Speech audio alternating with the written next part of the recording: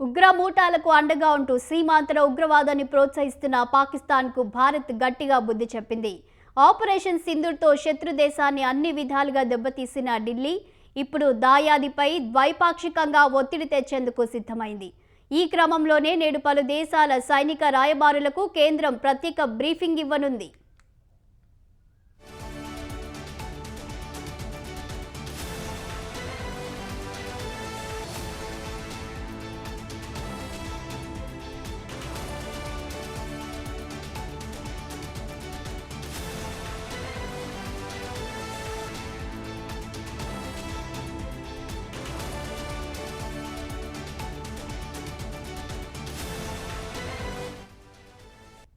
UK సహా పలు దేశాల డిఫెన్స్ అధికారులు రాయబారులకు కేంద్రం ఇప్పటికే సమన్లు పంపించింది.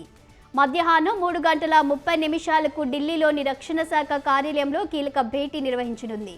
ఇందులో ఆపరేషన్ సింధూర్కు సంబంధించిన ముఖ్య వివరాలను ఆయా దేశాల ప్రతినిధులతో పంచుకోనుంది.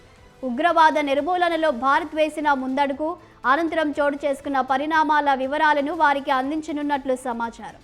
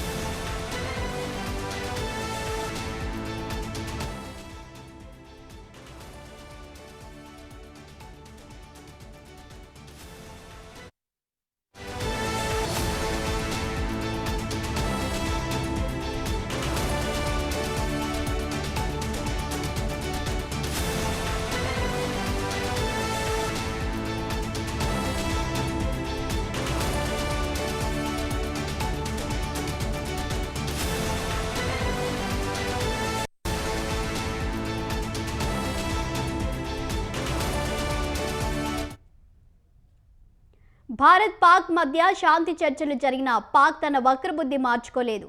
మరోసారి సరిహద్దుల వెంట కాల్పులకు తెగబడింది. రాత్రి జమ్మూ సరిహద్దుల్లో డ్రోన్లు కలకలం రేపాయి.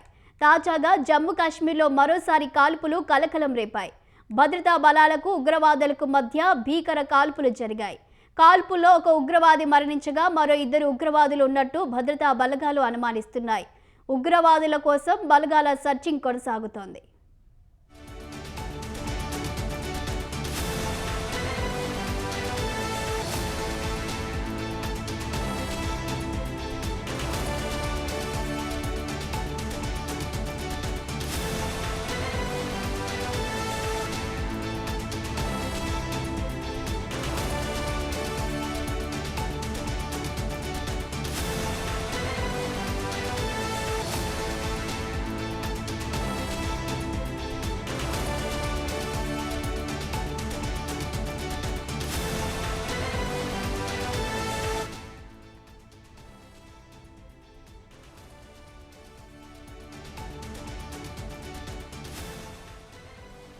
భారత్ పాక్ మధ్య శాంతి చర్చలు జరిగినా పాక్ తన వక్రబుద్ధి మార్చుకోలేదు. మరోసారి సరిహద్దుల వెంట కాల్పులకు తెగబడింది. రాత్రి జమ్మూ సరిహద్దులో డ్రోన్లు కలకలం రేపాయి. తాజాగా జమ్మూ కాశ్మీర్లో మరోసారి కాల్పులు కలకలం రేపాయి. భద్రతా బలగాలకు ఉగ్రవాదులకు మధ్య భీకర కాల్పులు జరిగాయి. కాల్పుల్లో ఒక ఉగ్రవాది మరణించగా మరో 2 ఉగ్రవాదులు ఉన్నట్టు భద్రతా బలగాలు అనుమానిస్తున్నాయి. ఉగ్రవాదుల కోసం బలగాల సర్చింగ్ కొనసాగుతుంది.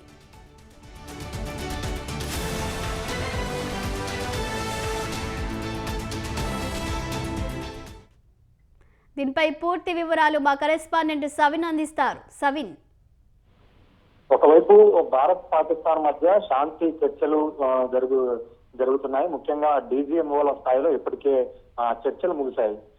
అగ్రరాజ్యంగా ఉన్నటువంటి అమెరికా మధ్యవర్తిత్వం వహించి భారత్ పాకిస్తాన్ మధ్య యుద్ధ వాతావరణం లేకుండా శాంతి చర్చలు చేసుకోవాలి, సమన్వయంతో వ్యవహరించాలంటూ అమెరికా అధ్యక్షుడు డొనాల్డ్ ట్రంప్ మధ్యవర్తిత్వం వహించాను. ఇరు దేశాలు కాల్పుల విరమణకు అంగీకరించాయంటూ డొనాల్డ్ ట్రంప్ స్పష్టం చేశారు. ఆ తర్వాత భారత్ కాల్పుల విరమణ ఒప్పందాన్ని పాటించింది. పాకిస్తాన్ సైతం అందుకు కాల్పుల విరమణ ఒప్పందం చేశామంటూ చెప్పినప్పటికీ మరోవైపు సరిహద్దుల వెంబటి ఇంకా టెన్షన్ వాతావరణం కొనసాగుతోంది. రాత్రి కూడా జమ్మూ ప్రాంతంలో రాజస్థాన్ రాష్ట్రాల్లో కొన్ని జిల్లాల్లో బ్లాక్అవుట్ కార్యక్రమాన్ని కేంద్ర ప్రభుత్వం నిర్వహించింది. డ్రోన్లతో పాటు మిసైళ్లతో దాడి చేసే ప్రయత్నం మాత్రం పాకిస్తాన్ వైపు నుండి జరిగింది. ఈ రోజు ఉదయం కూడా అదే పరిస్థితి నెలకొని ఉందని చెప్పుకోవచ్చు. ముఖ్యంగా పాకిస్తాన్ తన వక్ర బుద్ధిని మార్చుకోలేక మరోసారి భారత్ పై దాడి చేసే ప్రయత్నం అయితే చేస్తోంది. ముఖ్యంగా తాజాగా జమ్మూ కాశ్మీర్ లో మరోసారి కాల్పులు జరిగాయి. భద్రతా బలగాలకు ఉగ్రవాదులకు జరిగిన కాల్పుల్లో ఒక ఉగ్రవాది మరణించడంతో పాటు మరో 2 ఉగ్రవాదులు కూడా మరణించినట్లుగా భారత సైన్యం నుంచి సమాచారం అందుతోంది. ముఖ్యంగా ఉగ్రవాదుల చొరబాట్లను అడ్డుకునేందుకు మరోసారి భారత బలగాలు తీవ్ర స్థాయిలో ప్రయత్నం చేసి సఫలీకృతం అయ్యాయని చెప్పుకోవచ్చు. పాకిస్తాన్ మొదటి నుంచి జమ్మూ కాశ్మీర్ కు సరిహద్దుగా ఉన్న ప్రాంతాల నుంచి ఉగ్రవాదులను భారతదేశంలోకి పంపించి భారత్ లో అశాంతి అసుస్థిరత నెలకొల్పాలనేది పాకిస్తాన్ ప్రధాన ఉద్దేశంగా తెలుస్తోంది. మరోసారి ఉగ్రవాదులు చొరబాట్లు చేసేందుకు ప్రయత్నించగా విజయవంతంగా భారత సైన్యం అడ్డుకొని ఉగ్రవాదులను మట్టున పెట్టారని చెప్పుకోవచ్చు. పాకిస్తాన్ తన వైఖరిని మార్చుకోవట్లేదు. భారత్ ప్రధానంగా డీజీఎంఓల స్థాయి మీటింగ్ లోను ఉగ్రవాదానికి సపోర్ట్ చేస్తూ ఉగ్రవాదులను నిరోధించాలి. ఇప్పటికే ఆపరేషన్ సింధూర్ ద్వారా దాదాపు 100 మందికి పైగా భయంకరమైనటువంటి ఉగ్రవాదులను మట్టున పెట్టామంటూ ప్రధానమంత్రి నరేంద్ర మోడీ స్వయంగా నిన్న జాతిని ఉద్దేశించి ప్రసంగించిన సమయంలో స్పష్టం చేశారు. ఉగ్రవాదులను అంతం చేయడమే లక్ష్యంగా భారత ప్రభుత్వం పనిచేస్తుందంటూ భారత్ పదే స్పష్టం చేస్తోంది. అమెరికాకు సైతం ఇదే విషయాన్ని భారత్ స్పష్టం చేసింది. మరోవైపు డీజీఎంఓల స్థాయి మీటింగ్ లో సైతం ఉగ్రవాదులకు సపోర్ట్ చేయొద్దు, ముఖ్యంగా పహల్గామ్ దాడి ఘటనలో పాల్గొన్నటువంటి ఉగ్రవాదులను తిరిగి భారత్ కు అప్పగించాలనేది ప్రధాన డిమాండ్ భారత్ పాకిస్తాన్ ముందు ఉంచబోతోంది. ఇప్పుడు సైతం ఉగ్రవాదులు మరోసారి జమ్మూ కాశ్మీర్ నుంచి భారత్ లోకి చొరబడేందుకు ప్రయత్నం చేయగా భారత బలగాలు సమర్థవంతంగా తిప్పికొట్టాయని చెప్పుకోవచ్చు.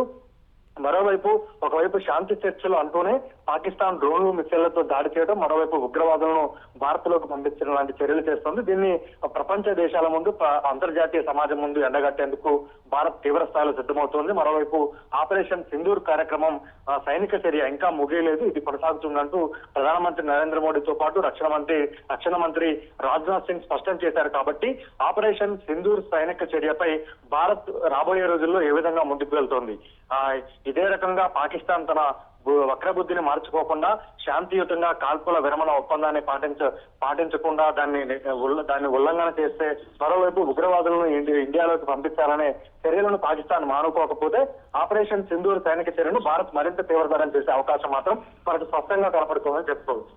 ఇప్పటికే ఉగ్రవాది చనిపోయినప్పటికీ కూడా మళ్ళీ ఉగ్రవాదులు దాడులు చేసే అవకాశం ఉందనుకోవచ్చా సవిన్? పాకిస్తాన్ పీఓకే కేంద్రంగా మరోవైపు పాకిస్తాన్ లో ఉన్నటువంటి భారత్ కు సరిహద్దుగా ఉన్న ప్రాంతాలు జమ్మూ కాశ్మీర్, రాజస్థాన్, పంజాబ్ ఈ సరిహద్దు ప్రాంతాల నుంచి ఉగ్రవాదులు భారత్ లోకి చొరబడి భారత్ లో ఉన్నటువంటి కొన్ని ప్రాంతాలను టార్గెట్ గా చేసుకుని ముందుగా రెక్కి నిర్వహించి అక్కడ పోలీసులు లేని అంటే ఆర్మీ కావచ్చు, పోలీసులు లేని ప్రాంతాలను టార్గెట్ చేసుకుంటారు. ముఖ్యంగా దేవాలయాలు కావచ్చు, టూరిస్ట్ ప్లేసులు కావచ్చు, ఇట్లాంటి వాటిని టార్గెట్ చేసుకొని ఉగ్రవాదులు భారత్ లో ఉగ్రవాద చర్యలకు పాల్పడతారు. సాధారణ పౌరులే వారి టార్గెట్ గా ఉంటుంది. దీని ద్వారా అంతర్జాతీయ సమాజం ముందు భారత్ ఉగ్రవాద ప్రభావిత దేశంగా భారత్ లో ఎవరైనా పర్యటిస్తే వారికి రక్షణ ఉండదనే మెసేజ్ ను అంతర్జాతీయ సమాజానికి పంపించే చర్యల్లో భాగంగా ఉగ్రవాదులు ఇలాంటి చర్యలకు పాల్పడుతుంటారు. తాజాగా ఏప్రిల్ చివరి నెలలో జరిగినటువంటి ఏప్రిల్ నెలలో జరిగినటువంటి పహల్గామ్ దాడి ఘటన కూడా ఈ కోవకే చెందుతుంది. పహల్గామ్ లో బైతరన్ పిక్నిక్ స్పాట్ వ్యాలీలో తెరబడినటువంటి ఉగ్రవాదులు విచక్షణ రహితంగా సాధారణ పౌరుల టార్గెట్ గా కాల్పులు జరిపి 28 మందిని పొట్టన పెట్టుకున్నారు. అందులో భాగంగానే మరోసారి కాల్పుల విరమణ ఒప్పందాన్ని పాటిస్తున్నామంటూ పాకిస్తాన్ చెప్తుంది. మరోవైపు పాకిస్తాన్ నుంచి భారత్ లోకి తెరబడేందుకు ప్రయత్నించినటువంటి ఉగ్రవాదులను భారత సైన్యం మట్టుబెట్టింది. Thank you Saveen.